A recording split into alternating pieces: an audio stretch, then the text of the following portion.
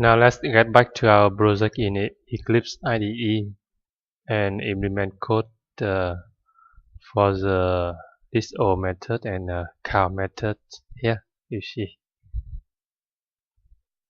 the list_all method returns all users from the database, so it needs to execute a query.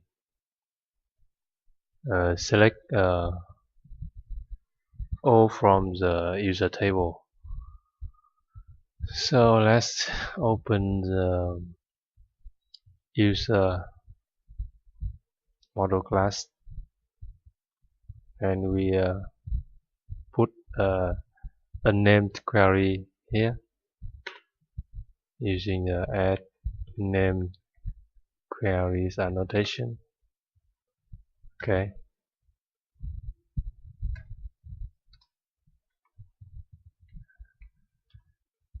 In the named queries annotation, we can specify a list of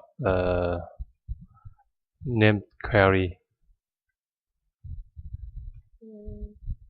So, okay, name query